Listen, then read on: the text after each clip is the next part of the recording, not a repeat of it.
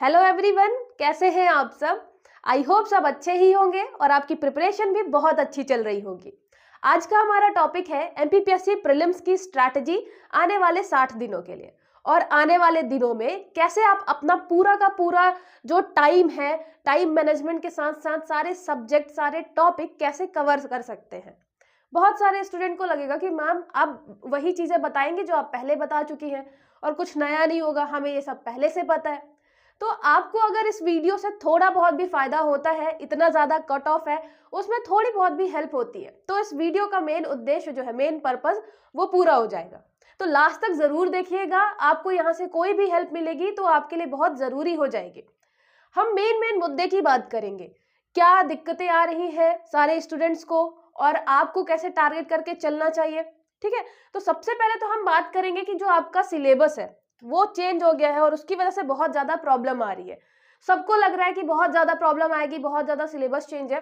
आपको क्या करना है, सबसे पहले तो अपना सिलेबस जो है वो डिवाइड कर लेना है दो भागों में। आपको तैयारी कैसे करनी है, आप अपना जो टाइम टेबल बनाएंगे उसमें आप दो पार्ट पहले डिवाइड कर लेंगे। एक तरफ आपका रहेगा न्यू सिलेबस से रिलेटेड जितने भी टॉपिक हैं, ठीक है, न्यू सिलेबस के जितने भी टॉपिक हैं आप एक तरफ वो लिखेंगे, और जितने भी ओल्ड सिलेबस वाले टॉपिक है या जो ओल्ड टॉपिक है आप वो लिखेंगे। ठीक है, तो यहाँ पे न्यू सिलेबस की जगह न्यू टॉपिक लिख लीजिए। ये आपके जो भी न्यू टॉपिक हैं आप एक तरफ वो लिखिए, और जो एक तरफ ओल्ड टॉपिक है आप वो लिखिए। ओल्ड टॉपिक अगर कोई पहली बार पेपर दे रहा है तो सीधी बात है, सब उसके लिए बराबर है। लेकिन जो इसके पहले पेपर दे चुका है, आपने जितने भी यहाँ पे टॉपिक होंगे पुराने वो आपने पढ़ा होगा, एक से दो बार एटलीस्ट पढ़ा ही होगा। लेकिन बात करें न्यू टॉपिक की, जैसे कि आपका संकल्पना एवं विचार, जो कॉन्सेप्ट एंड आइडियाज ऐड हुआ है, वेद, उपनिषद, अरण्यक, सारी चीजें वो आप पहली बार पढ़ रहे हैं इतना डिटेल में।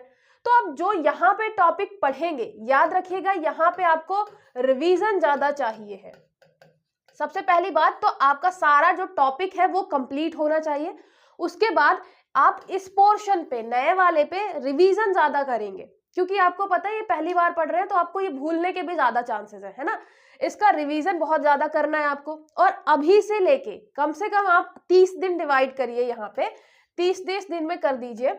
यहाँ पे 30 दिन आपको फोकस करना है नया पूरा सिलेबस कवर करके उसका 2 से 3 बार रिवीजन करने में। ठीक है, साथ ही साथ आप यहाँ से 1-2 घंटे निकाल कर जो आपका पुराना टॉपिक है, जो आप पहले पढ़ चुके हैं, रिवाइज कर चुके हैं, उसको यहाँ पे 1 से 2 घंटे दे दीजिए रिवाइज करने के लिए।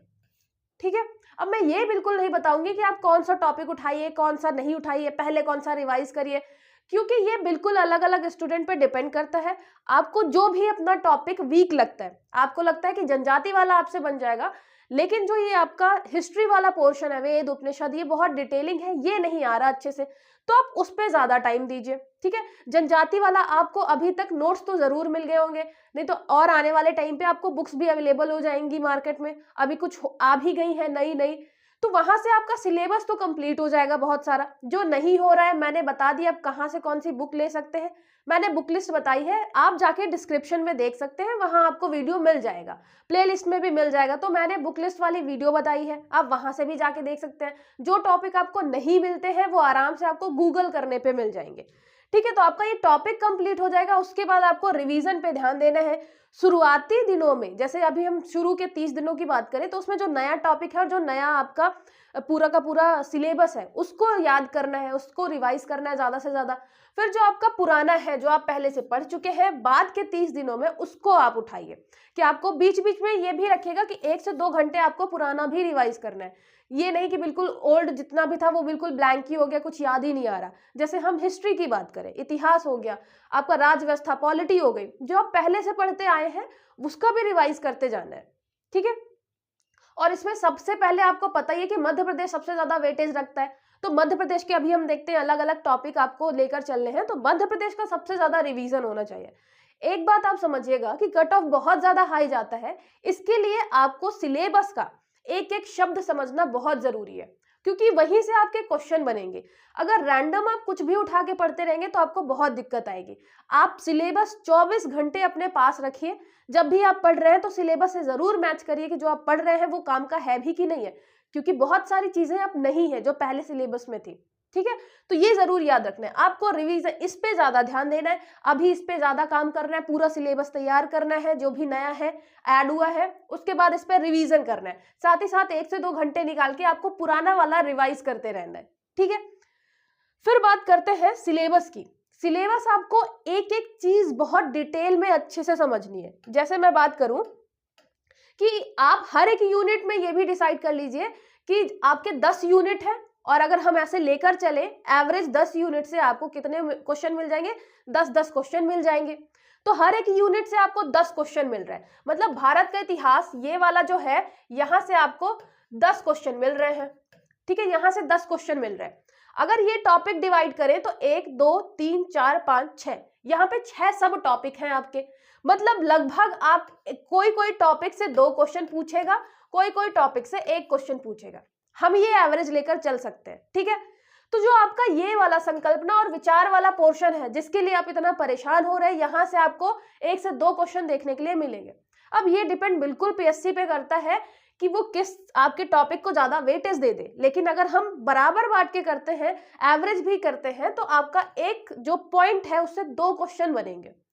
इसके अलावा आपको पता है कि आपका ये प्राचीन और मध्यकालीन वाला जो एंशिएंट और मिडीवल वाला पार्ट है, वहां से 1 से 2 क्वेश्चन आ जाएंगे।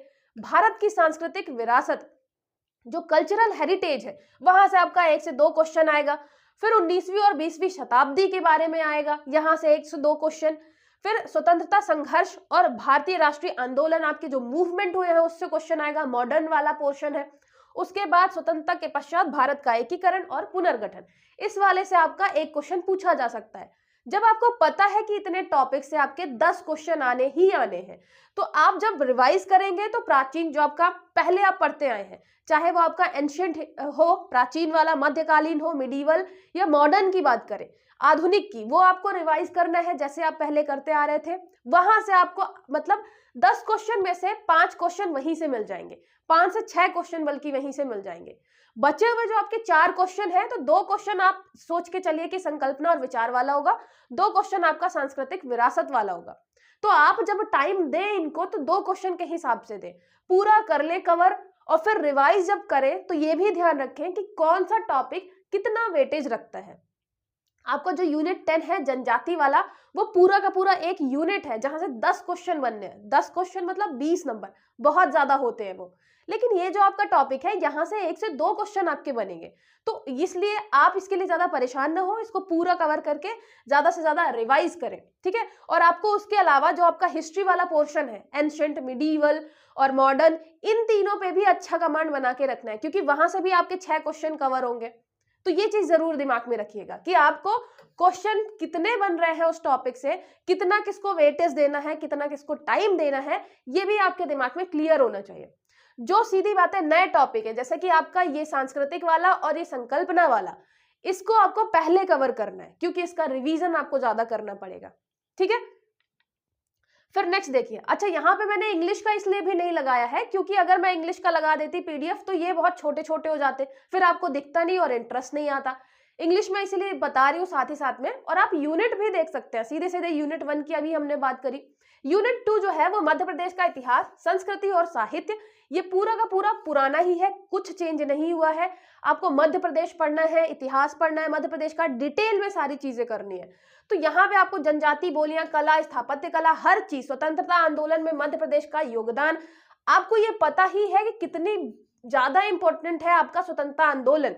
मतलब जो आपका 1857 हो गया या उसके बाद जितने भी आपके मूवमेंट हुए हैं, वहां से क्वेश्चन, 2 क्वेश्चन एटलीस्ट यहाँ से बनते हैं, हर साल बनते हैं, आपको डिटेल में अच्छे से करना है। उसके अलावा विश्व धरोहर हो गया, जनजाति व्यक्ति, तो ये आपको पता है जनजाति वाले पोर्शन में भी आपको मिलेगा। ठीक है, साहित्यकार एवं उनकी कृतियां, साहित्यकार भी आप देख रहे हैं कि 1 से 2 क्वेश्चन अब पूछा जा रहा है, तो ये भी याद रखिएगा। बहुत अच्छे से आपको 2023 में भी आपको क्वेश्चन मिले थे इसके अच्छे खासे, तो ये अच्छे से कवर करना है। तो जब आप पुराने टॉपिक करें उसमें से भी आप ये देखें कि कौन सा ज्यादा वेटेज रखता है। यहाँ से आपके 10 क्वेश्चन तो बनेंगे ही बनेंगे। अब 10 क्वेश्चन में से भी ये ध्यान देना है कि इतने सारे टॉपिक में से 2 क्वेश्चन किसके बन सकते हैं। एक एक तो हमने सबके उठा लिया, लेकिन कोई ऐसे टॉपिक भी होंगे जहां से 2 क्वेश्चन बन गया। जैसे स्वतंत्रता आंदोलन से 2 क्वेश्चन बनने के चांसेस है, साहित्यकार वाले से 2 क्वेश्चन बनने के चांसेस है। तो फिर आप उनको कहीं से भी, मतलब गलती से भी उनको छोड़ेंगे नहीं, उनको इतनी डिटेल में पढ़ेंगे, इतनी बार रिवाइज करेंगे कि आपका वहां से क्वेश्चन गलत नहीं होना चाहिए। ठीक है, कट ऑफ इतना ज्यादा हाई है, इसलिए आपको हर एक चीज बहुत अच्छे प्रॉपर तरीके से कवर करनी पड़ेगी। फिर बात करें भारत का भूगोल। अब भारत के भूगोल में फिर बात वही है कि ये पूरा का पूरा है आपका 10 क्वेश्चन, 10 क्वेश्चन है सारे के सारे। तो यहाँ पे पर्वत, पहाड़ियां, पठार, नदियां, झीलें, यहां से आपको 1 से 2 क्वेश्चन मिलेगा ही मिलेगा। ठीक है, तो आपको ये डिटेल में पढ़ना है 2 क्वेश्चंस के लिए। उसके अलावा जलवायु की घटनाएं, अब देखिए जलवायु घटनाएं एक अलग से सब टॉपिक है। तो आपको अल नीनो, ला नीना, दक्षिणी दोलन, पश्चिमी विक्षोभ, जलवायु परिवर्तन के परिणाम, ये जो आपका टॉपिक है यहाँ से एक क्वेश्चन जरूर मिलेगा। अब जरूर मिलेगा तो आपको यहाँ से याद रखना है कि ये इतने डिटेलिंग में आप पढ़ लीजिए कि एक क्वेश्चन जो भी आए वो आपसे जरूर बने। फिर प्राकृतिक संसाधन, वन, खनिज, जल संसाधन, ये आपका हर बार आता है, आप वैसे भी पढ़ते रहे हैं, तो ये आपका कंप्लीट हो जाएगा। जैसे खनिज वगैरह, कहाँ पे लोहा मिल रहा है, कहाँ पे कोयला मिल रहा है। फिर फसलें, खाद्य सुरक्षा, हरित क्रांति, दूसरी हरित क्रांति की रणनीतियां। अब ये हरित क्रांति ऐड हुआ है, इसके बारे में आपको एक क्वेश्चन जरूर मिल जाएगा। तो ऐसे ही जो टॉपिक ऐड हुए हैं, उसके अलावा आपको पता है कि जो टॉपिक पहले भी पूछे जा चुके हैं उनको बहुत अच्छे से पढ़ना है, नए टॉपिक का रिवीजन ज्यादा करना है क्योंकि वो नए ऐड हुए हैं। फिर ऊर्जा के पारंपरिक और गैर पारंपरिक स्रोत, यहाँ पे रिन्यूएबल और नॉन रिन्यूएबल की एनर्जी की बात कर रहे हैं हम भारत में। ये आपका एक टॉपिक हो गया एनर्जी वाला। एक टॉपिक हो गया आपदा, याद रखिएगा, आपदा और चक्रवात, चक्रवात से सीधे सीधे आपको क्वेश्चन मिल जाएंगे। तो आप करंट पढ़ेंगे तो चक्रवात देखेंगे, आपदा देखेंगे, भारत में कौन कौन सी आपदाएं के चांसेस हैं, कौन सी आपदा अभी तक आई है। फिर जनसंख्या वृद्धि, वितरण एवं घनत्व, ग्रामीण नगरीय प्रवास, आपका जो जनगणना वाला सेंसस वाला पोर्शन है वो भी आएगा। अब आपको पता है कि यहाँ से 10 क्वेश्चन बनने ही बनने हैं, सेंसस से क्वेश्चन आएगा ही आएगा। आपका जो आपदा है वहां से एक क्वेश्चन आपको मिल सकता है आराम से। उसके अलावा वन, खनिज, जलवायु से एक क्वेश्चन मिलेगा। तो ऐसे ही तो आपको डिवाइड करना है कि 1 से 2 क्वेश्चन बनेंगे, उस हिसाब से आपको टॉपिक कंप्लीट करने हैं अपने, है ना। यहाँ पे जो आपका हरित क्रांति है और ये वाला जलवायु वाला जो पोर्शन है, यहाँ से आपको 1 से 2 क्वेश्चन मिलेंगे। तो आप उतना ही टाइम दें, मतलब मैं ऐसा बिल्कुल नहीं बोल रही हूँ कि आप बहुत कम टाइम में कंप्लीट कर लें। मैं बस उन बच्चों के लिए बोल रही हूँ जिनको बिल्कुल लग रहा है कि हम इसमें पीएचडी कर देंगे। जलवायु पूछ लिया, बिल्कुल अब पीएचडी करनी है। संकल्पना विचार पूछा है तो बिल्कुल पीएचडी करनी है। मैं उनके लिए बोल रही हूँ कि आपको इतना ज्यादा टाइम भी नहीं देना है। यहाँ आपको 1 से 2 क्वेश्चन मिलेगा ज्यादा से ज्यादा, तो उस हिसाब से ही आप अपना क्या करिए, रिवीजन करिए, प्रैक्टिस करिए। ठीक है, फिर बात करते हैं मध्य प्रदेश का भूगोल। अब मध्य प्रदेश के भूगोल में इस पूरे टॉपिक से आपको मिलेंगे 10 क्वेश्चन। इस टॉपिक से आपको मिल रहे हैं 10 क्वेश्चन, मतलब यहाँ पे वन, वनोपज, नदियां, पहाड़ियां, पठार, ये आपका 1 से 2 क्वेश्चन जरूर आएगा। नदियों से पूछा गया और पता चला साथ ही साथ पहाड़ियों से भी पूछा जाए, 1 से 2 क्वेश्चन जरूर आएगा। साथ ही साथ फिर जलवायु, अब देखिए ये अलग से टॉपिक है, ऋतुएं, तापमान, वर्षा, तो यहाँ से एक क्वेश्चन देखा जा सकता है। तो जब आप तापमान वाला पोर्शन पढ़े, वर्षा वाला पोर्शन पढ़े, तो जरूर ध्यान दें कि यहाँ से एक क्वेश्चन बन सकता है। फिर प्राकृतिक संसाधन, मिट्टियां, प्रमुख खनिज संसाधन, तो मिट्टियां भी हर बार पूछ रहा है, खनिज संसाधन भी हर बार पूछ रहा है मध्य प्रदेश से रिलेटेड। और यहाँ पे आपको इकोनॉमिक सर्वे वगैरह भी यूज करना है ना, आर्थिक सर्वेक्षण जो है वो भी यूज करना है, हमारी रैंकिंग भी पूछ लेता है खनिज संसाधन में। फिर फसलें, जल संसाधन, सिंचाई और सिंचाई परियोजनाओं के बारे में आप देखेंगे हर बार क्वेश्चन आता है। तो ये ज्यादा इंपॉर्टेंट है, ये सारे के सारे इंपॉर्टेंट है, स्पेशली जो नए ऐड हुए हैं वो तो आपको बहुत अच्छे से ही करना है। फिर ऊर्जा के पारंपरिक और गैर पारंपरिक स्रोत, आपको जो भी टॉपिक नहीं मिलता है, एक तो सबसे पहले इकोनॉमिक सर्वे, आर्थिक सर्वेक्षण से पढ़ना है, फिर उसके बाद गूगल पे सर्च करना है, और गवर्नमेंट साइट्स पे, जो आपकी सरकारी साइट्स होती हैं गवर्नमेंट साइट्स पे, उसमें जाके डेटा जरूर देखना है। कहीं कहीं आपको मिल जाएगा कि सीधे सीधे डेटा पूछा हुआ है गवर्नमेंट साइट्स का। ठीक है, फिर मध्य प्रदेश के प्रमुख उद्योग आपको अच्छे से पढ़ने हैं। और फिर जनसंख्या वृद्धि, वितरण, घनत्व, नगरीकरण, आपका जनगणना वाला पार्ट, सेंसस वाला पार्ट।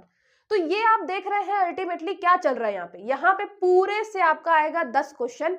10 क्वेश्चन आएगा तो आप डिवाइड कर लेंगे, यहाँ पे 1 2 3 4 5 6 7 टॉपिक है। लगभग आप मान के चल रहे हैं कि एक यूनिट, मतलब एक सब टॉपिक से एक क्वेश्चन पूछा जा रहा है, किसी से 2 क्वेश्चन भी पूछे जा सकते हैं। तो जैसे आपका पहाड़ियां, नदियां, यहाँ से 2 क्वेश्चन पूछे जा सकते हैं। उसके अलावा मिट्टियां, खनिज संसाधन, यहाँ से भी 2 क्वेश्चन बन सकता है। जो ऋतु, तापमान, वर्षा वाला है, यहाँ से एक क्वेश्चन ही आएगा, मतलब ऐसा हम अंदाजा लगा सकते हैं। फिर जल संसाधन सिंचाई परियोजना, यहाँ से भी आपको 1 से 2 क्वेश्चन मिल सकते हैं। जल संसाधन अलग पूछ लिया, फसल अलग पूछ लिया, सिंचाई और सिंचाई परियोजना अलग पूछ ली। फिर पारंपरिक स्रोत, ये एनर्जी वाले से आपको 1 क्वेश्चन आ सकता है, उद्योग से 1 क्वेश्चन, और हाँ, जनगणना से भी आपका 1 से 2 क्वेश्चन आ सकता है। तो जब आप रिवाइज करेंगे, जब रिवीजन करेंगे, तो आप उस पर ज्यादा फोकस करेंगे जिनका पहले से पता है कि यहाँ से क्वेश्चन बनते आए हैं। इसलिए जब आप मतलब उसकी प्रैक्टिस करें, बार बार रिवाइज करें, तो ये वाले क्वेश्चन गलत नहीं हो जो आपको पता है कि भाई पेपर में पूछे जाते हैं, चाहे वो जनगणना हो, चाहे उद्योग हो, चाहे खनिज हो, चाहे नदियां हो, सिंचाई परियोजना हो। ठीक है, तो आपको 2 चीजें याद रखनी है, हर एक यूनिट में फिर सब यूनिट डिवाइडेड है, और सब यूनिट में आपको पता है कि सारे यूनिट से आपको लगभग 10 क्वेश्चन पूछे जाएंगे। तो उसी के हिसाब से फिर अपना क्या करना है, आपको टाइम डिवाइड करना है कि आपको कितने टाइम में क्या चीज कंप्लीट करनी है। फिर बात करते हैं भारत और मध्य प्रदेश का संवैधानिक व्यवस्था। अब इसमें कुछ अच्छी चीजें हो गई हैं, जैसे 1919 और 1935 का अधिनियम हट गया है। उसके अलावा ये आपकी जो संवैधानिक आयोग था, जो आप डिटेल में पढ़ रहे थे, वो यहाँ पे एक लाइन में डाल दिया, मतलब 1 क्वेश्चन आएगा, ज्यादा से ज्यादा खींचा अगर तो 2 क्वेश्चन पूछेगा। ठीक है, तो यहाँ ये हो गया। संवैधानिक व्यवस्था, ये पहले भी था, राज्यपाल मुख्यमंत्री डिटेल में पूछता है, ये आप पहले भी रिवाइज कर रहे थे। पंचायती राज, ये पहले भी रिवाइज कर रहे थे। फिर मध्य प्रदेश में सुशासन, अब देखिए एक ये टॉपिक है, तो यहाँ से 1 क्वेश्चन जरूर बन जाएगा, मध्य प्रदेश में सुशासन। उसके लिए क्या करेंगे, मैंने आपको बताया है कि मध्य प्रदेश में सुशासन के लिए एक आपको पीडीएफ बड़ा अच्छा मिलेगा, वहां से आप पढ़ के बता सकते हैं, यहाँ से क्वेश्चन सॉल्व कर सकते हैं उसका। फिर मौलिक अधिकार, मौलिक कर्तव्य, यहाँ से क्वेश्चन आते हैं। संशोधन से कभी कभी 2 क्वेश्चन आ जाते हैं, ये भी याद रखिएगा। मौलिक अधिकार, मौलिक कर्तव्य, नीति निर्देशक, ये सारे से मिला के 2 क्वेश्चन कभी कभी आ जाते हैं। राष्ट्रपति, कार्यपालिका, संसद, यहाँ से आपको 2 क्वेश्चन मिल सकते हैं। तो जो क्वेश्चन आपको पता है, जो टॉपिक की भाई यहाँ से दो ऐसे क्वेश्चन आपको देखने को मिल सकते हैं, तो उनको ज्यादा अच्छे से रिवाइज करना है। ठीक है, फिर हो गया आपका सर्वोच्च न्यायालय और न्यायिक व्यवस्था। सर्वोच्च न्यायालय से भी आप देखेंगे जरूर, मतलब आपका एक ना एक क्वेश्चन जरूर आता है सर्वोच्च न्यायालय या न्यायिक व्यवस्था से रिलेटेड। तो आपको बड़े डिटेल में जब आप पढ़ेंगे, तो ऐसा कोई भी टॉपिक जो आपको लग रहा है कि ये बहुत इंपॉर्टेंट है, 1 से 2 क्वेश्चन पूछे जा सकते हैं, तो उसको आपको थोड़ा डिटेल में पढ़ना है। ठीक है, तो ये हो गया आपके यहाँ से सीधे सीधे बनेंगे 10 क्वेश्चन। संविधान सभा जैसे है, तो संविधान सभा कब बना, कौन ऑब्जेक्टिव रेजोल्यूशन लेकर आया, कितने मेंबर्स थे, ये सारे लिमिटेड ही क्वेश्चन है, उसमें इतना ज्यादा तो है नहीं। तो आपको वो सारे, अगर कंफ्यूजन भी है ना किसी में, अगर आपको लगता है कि यार ये याद नहीं हो रहा है, तो आप किसी ट्रिक के माध्यम से या किसी चीज से रिलेट करके उसको जरूर याद करें, क्योंकि आपको अगर लग रहा है कि वो इंपॉर्टेंट है, तो पता चला वही पेपर में आया, और आप अभी भी कंफ्यूज हैं और पेपर में भी कंफ्यूज रहेंगे, तो फिर गलत हो जाएगा, फिर कट ऑफ क्रॉस नहीं होता। तो इसलिए अभी से आप अपनी तैयारी बना के रखें कि जो टॉपिक इंपॉर्टेंट है वो बहुत अच्छे से करना है। फिर भारत और मध्य प्रदेश की अर्थव्यवस्था।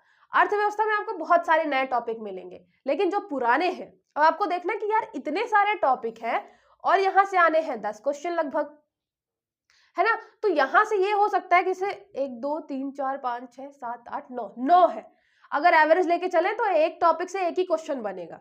तो यहाँ पे आप देखेंगे, एक है आपका आत्मनिर्भर मध्य प्रदेश, यहाँ पे आत्मनिर्भर मध्य प्रदेश आपको साइट मिल जाएगी, जहां पे आपके सीधे क्वेश्चन बनेंगे। एक जिला एक उत्पाद, यहां से एक क्वेश्चन बनेगा ही बनेगा। कृषि उद्योग, एमएसएमई, अधोसंरचना का विकास, यहां से एक क्वेश्चन बनेगा। सतत विकास लक्ष्यों में मध्य प्रदेश की प्रगति, ये आपकी रिपोर्ट आई है सतत विकास लक्ष्यों की, सस्टेनेबल डेवलपमेंट की, वो भी मैंने अपने टेलीग्राम चैनल पे सेंड भी कर दिया, आप वहां भी जाके देख सकते हैं, है ना। ब्राह्मी अकेडमी के नाम से टेलीग्राम चैनल है। फिर जनसंख्या, मानवीय संसाधनों का विकास, शिक्षा, स्वास्थ्य, कौशल, ये आपका जो मेंस वाला टॉपिक था, यहाँ पे बड़े अच्छे से रख दिया। शिक्षा के बारे में, स्वास्थ्य के बारे में, कौशल के बारे में पूछा जा सकता है, वर्तमान स्थिति के बारे में पूछा जा सकता है, आपकी रैंकिंग जो आती है, इसमें कौन सी रैंक है, इसमें कौन सी रैंक है, तो वो आपको इकोनॉमिक सर्वे, आर्थिक सर्वेक्षण में मिल जाएगा। बौद्धिक संपदा, आप देखिए बौद्धिक संपदा से आपका ज्यादा से ज्यादा एक क्वेश्चन पूछा जा सकता है ना। तो आप उसी के हिसाब से फिर टाइम दें, ये नहीं कि बिल्कुल हर एक चीज निकाल रहे हैं मध्य प्रदेश की, अभी तक कितने लोगों ने बौद्धिक संपदा अधिकारों को प्राप्त किया है, तो इतनी भी चीजें आपको नहीं करनी है। फिर भारतीय अर्थव्यवस्था की नवीन प्रवृत्तियां, कृषि, उद्योग, सेवा क्षेत्र, तो ये भारत से रिलेटेड पूछा हुआ है और आप पहले भी पढ़ते आए हैं। लूसेंट वगैरह भी काफी इसमें काम आएगी, आप बैंकिंग के बारे में पढ़ सकते हैं, उसके अलावा कृषि उद्योग के बारे में पढ़ सकते हैं। फिर ये वाला जो आपका टॉपिक है, यहां से भी आपका एक क्वेश्चन बनेगा। ठीक है, चाहे वो आपका विदेशी व्यापार हो, चाहे G20 हो, सार्क हो, आसियान हो, यहाँ से भी एक क्वेश्चन आपको देखने को मिलेगा। वैसे भी आप देखेंगे जो इंटरनेशनल ऑर्गेनाइजेशन है वो हर साल उससे एक क्वेश्चन आ रहा है।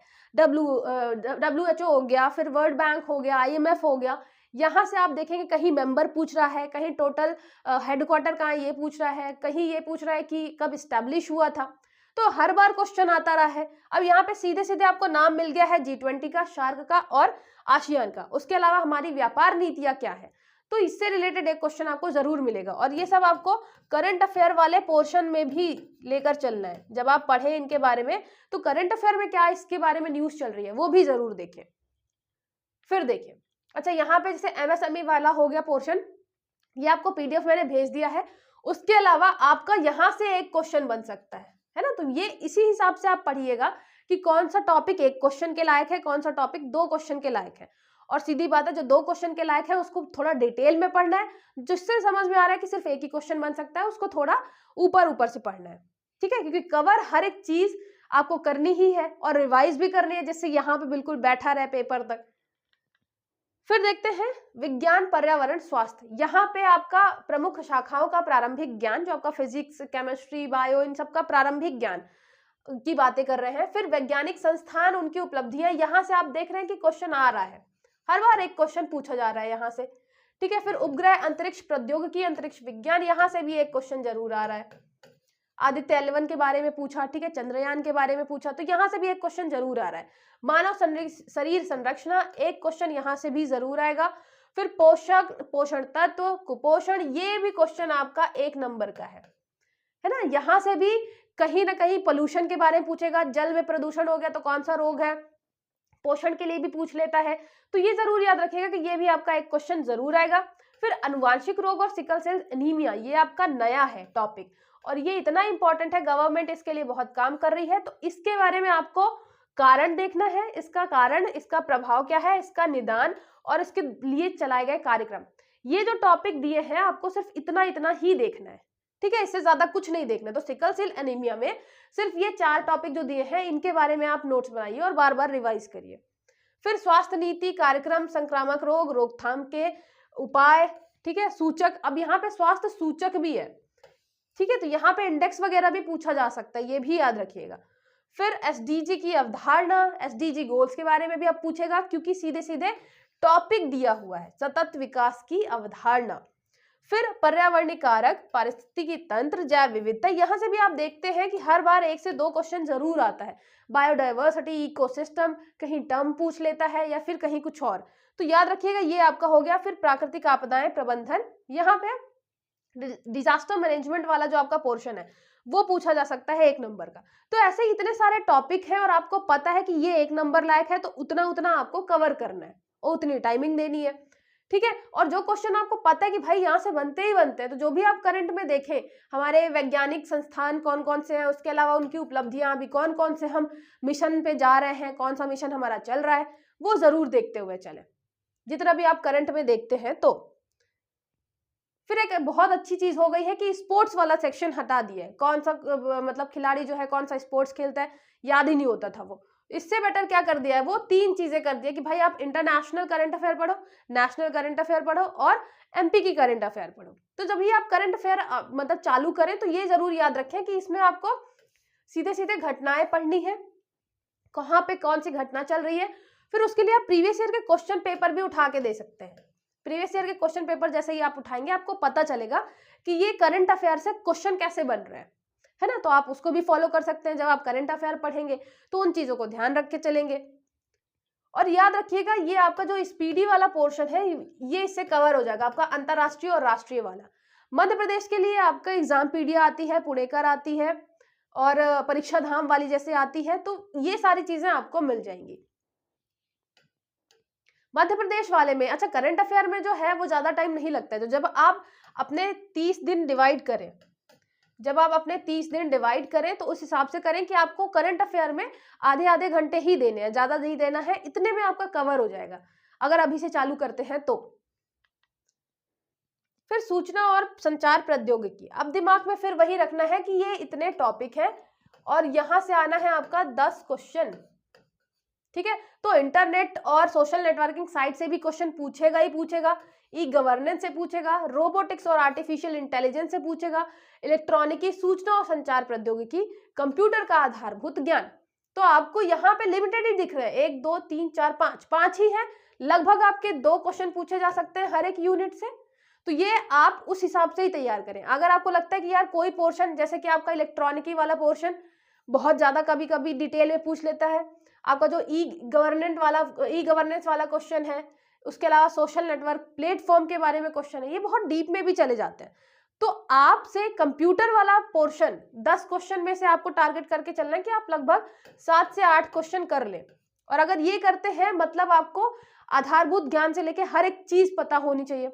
और कंप्यूटर का आधारभूत ज्ञान, ये आप 2 से 3 क्वेश्चन मान सकते हैं कि आधारभूत ज्ञान से ही आपका फंडामेंटल जो नॉलेज है कंप्यूटर का, उससे ही 2 से 3 क्वेश्चन आपको मिल जाएंगे। ठीक है, तो ये आप उस हिसाब से ही पढ़ें कि हमें कंप्यूटर वाला जो है एक टॉपिक है, 2 से 3 क्वेश्चन मिल जाएंगे, तो वो बहुत अच्छे से कवर करना है। और ये तीनों जो है ये आपके पहले भी थे, पहले आप जैसे भी उसको पढ़ रहे थे, जैसे रिवाइज कर रहे थे, उसको अभी भी करें, चाहे वो इलेक्ट्रॉनिकी हो, चाहे सूचना और संचार प्रौद्योगिकी हो, रोबोटिक्स हो, आर्टिफिशियल इंटेलिजेंस हो। ठीक है, तो ये क्वेश्चन आपको हमेशा मिल रहे थे, तो आप 3-4 साल के पेपर उठा के देखेंगे तो आप पैटर्न देख लेंगे कि क्वेश्चन पूछे कैसे जा रहे हैं। फिर बात करते हैं 10वें यूनिट की। 10वीं यूनिट में ये पूरे के पूरे आपके कितने नंबर के आएंगे? 10 क्वेश्चन आएंगे। 10 क्वेश्चन मतलब लोक संस्कृति, लोक साहित्य, एक क्वेश्चन यहां से आ सकता है। जनजातीय व्यक्तित्व, भारत के स्वतंत्रता आंदोलन में योगदान, यहां से आपको 2 से 3 क्वेश्चन मिलेंगे। मतलब मान लीजिए 3 तो ज्यादा हो गया, अगर तो आप 1 से 2 क्वेश्चन तो बिल्कुल मान के चलिए, 1 से 2 क्वेश्चन यहाँ पे मिलेगा। ठीक है, फिर जनजातीय संस्कृति, परंपराएं, विशिष्ट कलाएं, त्योहार, उत्सव, तो यहां से आपको भाषा, ये एक क्वेश्चन मिल जाएगा। अब आपको ये याद रखना है कि जब आप पढ़ेंगे तो परंपराओं के बारे में पढ़ें, उसके बाद फिर कलाएं, त्योहार, उत्सव, भाषा, बोली, साहित्य, ये जो टॉपिक है ना, ये अच्छे से कवर करें सारे के सारे। बोली भी अच्छे से कवर करें, भाषा करें, त्योहार करें, उत्सव करें, सारे के सारे, जिससे ये जो है आपका पूरा का पूरा अच्छे से कंप्लीट रहे। कभी कभी क्या होता है कि मान लीजिए कोई टीचर पढ़ा रहा है तो उसके हिसाब से उसको लगा कि ये इंपॉर्टेंट है, ये इंपॉर्टेंट नहीं है, तो उसने शायद आपको नहीं पढ़ाया। इसलिए आप खुद से भी जरूर देखिएगा कि आपके ये टॉपिक जो है वो आपने कवर कर लिए कि नहीं। किसी भी नोट्स से पढ़ रहे हैं या किसी भी टीचर से पढ़ रहे हैं, तो आप ये जरूर देखिएगा कि आपके ये सारे के सारे टॉपिक कंप्लीट हुए हैं कि नहीं। फिर प्रमुख जनजातियां, विशेष पिछड़ी जनजाति, घुमंतू जनजाति, और उसके लिए योजनाएं, आप देखेंगे योजनाओं से 1 से 2 क्वेश्चन आ रहे हैं, चाहे वो टांट्या भील रोजगार योजना की बात करें या किसी और की, तो यहाँ से आपका जनजाति से एक क्वेश्चन जरूर बन रहा है योजनाओं से रिलेटेड। ठीक है, तो योजना आपकी जरूर आएगी। फिर इसके अलावा जनजाति के बारे में पूछ सकता है, चाहे वो विशेष पिछड़ी जनजाति हो, चाहे प्रमुख जनजातियां जो भी हैं, और जो चाहे ये आपकी घुमंतू जनजाति है, जरूर पूछेंगे। इन सब के लिए आपकी गवर्नमेंट साइट्स होती है, और गवर्नमेंट साइट में जाके आप एक बार जरूर इसके फैक्ट चेक करें कि आपको कौन से फैक्ट कहाँ पे मिल रहे हैं। मैंने बताया ना आपको कि वहां से सीधे क्वेश्चन बन जाते हैं, वहीं पे आपको बहुत सारे क्वेश्चन मिल जाएंगे। फिर भौगोलिक विस्तार, जनजातियों संबंधित संवैधानिक प्रावधान, यहां से आपका एक क्वेश्चन मिलेगा। तो प्रावधान अच्छे से पढ़िए, एक क्वेश्चन देखने को मिल सकता है। भौगोलिक विस्तार से एक क्वेश्चन देखने को मिल सकता है। तो जब आप टॉपिक कवर करेंगे तो एक एक टॉपिक अच्छे से कवर करेंगे, छोटी छोटी चीजों का भी ध्यान रखेंगे, क्योंकि यही चीजें जो है वो आपको कट ऑफ निकलवाने में मदद करती हैं। जब आप एक एक छोटी छोटी चीज को लेकर चलते हैं कि मैंने ये चीज कंप्लीट कर ली, अभी ये चीज बची है, उसमें आपको फिर ध्यान क्या रखना होता है कि मैंने आपको बताया ही, आप पहले न्यू टॉपिक और ओल्ड टॉपिक डिवाइड कर लेंगे। ठीक है, ओल्ड टॉपिक, और उसके बाद क्या करेंगे, उसके बाद यहाँ पे टाइम डिवाइड कर लेंगे कि अगर हम यहाँ पे शुरू के अभी जो 60 दिन में से हम 30 दिन इसको लेके चल रहे हैं और 30 दिन इसको लेके चल रहे हैं, तो यहाँ के 30 दिन में फिर आपको क्या करना है, 10 यूनिट डिवाइड करनी है। 10 यूनिट से ऐसे मान लीजिए आप कि आपकी जो 5 यूनिट है, क्योंकि हर यूनिट में 1 से 2 लाइन जो है कुछ ना कुछ एक्स्ट्रा ऐड की गई है जो पहले नहीं थी। मतलब ऐसा होता है ना कि कमीशन को जैसे मजा आ रहा हो कि यार ये यूनिट छूट गई, ये तो इसमें तो हमने कुछ ऐड ही नहीं किया, तो चलो इसमें भी कुछ ऐड कर दो। तो ऐसे ही हर यूनिट में कुछ ना कुछ ऐड किया है। करंट अफेयर वाले में कुछ चीजें निकाल दी हैं तो कुछ अच्छी भी की है। तो ऐसे आप 30 दिन डिवाइड कर सकते हैं उन सारे यूनिट्स के लिए जो नए हैं, नए यूनिट जो है। ठीक है। नए यूनिट में जब नया टॉपिक आप देखेंगे, चाहे वो संकल्पना विचार हो, चाहे जनजाति हो, उसके अलावा आपका जो इकोनॉमी वाला पोर्शन है, अर्थशास्त्र वाला पोर्शन हो, चाहे वो हो, उसके अलावा सुशासन हो, जो भी आप नए टॉपिक हैं उसको कवर करें, उसको रिवाइज करें। साथ ही साथ आपको रात में सोते टाइम 1 से 2 घंटे के लिए क्या करना है, रिवाइज करना है, जो आपने नया पढ़ा है और जो पुराना है वो भी, नहीं तो पुराना सब बिल्कुल साफ हो जाता है। और फिर ये जो 30 दिन है आपके, तो याद रखिएगा ये 30 दिन आपको क्या करना है, जो आप मतलब इसको भी बांट सकते हैं 2 भागों में। एक तो कर लीजिए मॉर्निंग सुबह वाला टाइम, एक कर लीजिए आपको रात वाला टाइम। मतलब ये सुबह से क्या दोपहर तक जाएगा, फिर वो शाम से, मतलब ये शाम से कर लीजिए, शाम से रात तक जाएगा। ठीक है, ये सुबह से दोपहर तक। तो ये दोनों आपने टाइम डिवाइड कर लिए। तो सुबह से दोपहर तक जो है आप क्या करेंगे, यहाँ पे न्यू टॉपिक कर सकते हैं रिवाइज, और शाम से रात तक यहाँ पे आप ओल्ड टॉपिक कर सकते हैं रिवाइज, जो आप पहले से पढ़ चुके हैं, जिसमें आपका माइंड थोड़ा कंफर्टेबल है, ज्यादा दिमाग नहीं लगाना पड़ेगा। तो आप ऐसे क्या कर सकते हैं, डिवाइड कर सकते हैं। और लास्ट के वैसे भी जब 30 दिन बचेंगे तो आपको ज्यादा से ज्यादा क्वेश्चन की प्रैक्टिस करनी है, ज्यादा से ज्यादा रिवाइज करना है। तो आप दोनों को फिर बराबर वैल्यू देंगे कि इसको भी रिवाइज करना है, इसको भी रिवाइज करना है। उसके पहले तक आप नई चीजें पढ़ चुके होंगे, नई चीजें रिवाइज कर चुके होंगे। ठीक है। अब अगर मैं बात करूं कि एक दिन में आप कितना पढ़ सकते हैं, तो वो सारी चीजें आपके ऊपर है। आप कितना पढ़ेंगे, कितने घंटे में कौन सा सब्जेक्ट खत्म करेंगे। अब ये दिमाग में आपको जरूर रखना है कि ये जो आपके 30 दिन है, और मैं मान लूं कि लगभग 5 यूनिट जो है, वैसे 5 यूनिट तो है नहीं, मैं मान लेती हूँ कि अगर ओवरऑल मिला के हम देखें तो आपकी 5 यूनिट जो है वो नई है, और जो आपकी 5 यूनिट है पुरानी वाली 5 यूनिट, वो क्या है, पुरानी है।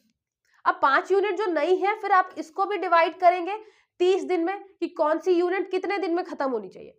अगर यहां से सीधे सीधे डिवाइड करें तो मतलब क्या आता है कि आपका जो एक यूनिट है, ठीक है, वो 6 दिन में खत्म होना चाहिए, 6 डेज में। तो आपका एक यूनिट जो नया ऐड हुआ है वो 6 दिन में खत्म होना चाहिए। और खत्म होने का मतलब ऐसा है कि आप उसको पहले अच्छे से पूरा नोट्स बनाएं और 3 से 4 बार रिवाइज भी कर लें, जिससे जब ये लास्ट के आप 30 दिन उसको रिवाइज करते हैं तो बिल्कुल ऐसा लगे कि ये हम बहुत बार पढ़ चुके हैं। तो इस सब के लिए आपको रिवाइज करने की जरूरत पड़ेगी। तो ऐसे ही आप एक यूनिट पूरा का पूरा अच्छे से कवर करने के लिए 6 दिन दे सकते हैं। फिर ये जो लास्ट के 30 दिन बचते हैं, यहाँ पे आपको पूरे के पूरे 10 यूनिट खत्म करने हैं। ठीक है। और यहाँ पे याद रखिएगा, यहाँ पे हम लास्ट में 1-2 घंटे की बात कर रहे हैं पुराना रिवीजन करने की, है ना। आप रात को भी कर सकते हैं, सुबह उठते ही कर सकते हैं, जैसा भी आप कंफर्टेबल समझे। लास्ट के 30 दिन जो है उसको डिवाइड करना है किसमें, 10 यूनिट में। मतलब आपका लगभग 3 दिन आएगा।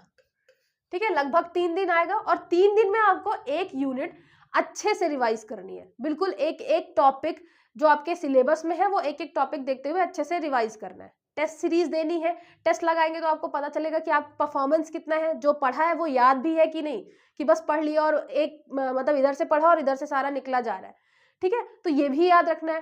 तो ये चीजें आपको फिर करनी है कि लास्ट के आप 30 दिन में क्या करेंगे, 3-3 दिन में खत्म करेंगे हर एक यूनिट। और मैंने बहुत ज्यादा फिक्स आपका सिलेबस मतलब टाइम पैटर्न नहीं बनाया है, टाइम टेबल 60 दिन का टाइम लिया है, उससे भी ज्यादा आपके पास टाइम है। लेकिन आप मान लीजिए कभी बीमार पड़ गया या कुछ काम ही आ गया, तो इसलिए मैंने कुछ एक्स्ट्रा दिन निकाल दिए हैं। 60 दिन बस का बताया, जिससे आप अपने आने वाले 60 दिन को अच्छे से मतलब बिल्कुल जमा के अच्छे से स्ट्रैटेजी बना के अपनी तैयारी कर पाए। शुरू के 30 दिन में नए टॉपिक करें, बाद के 30 दिन में आप नए और पुराने टॉपिक का सबका रिवीजन करें। ठीक है, कोई भी डाउट है तो आप कमेंट या मैसेज करके पूछ सकते हैं। आई होप आपको सारी चीजें अच्छे से समझ में आई होंगी। चले मिलते हैं नेक्स्ट वीडियो में।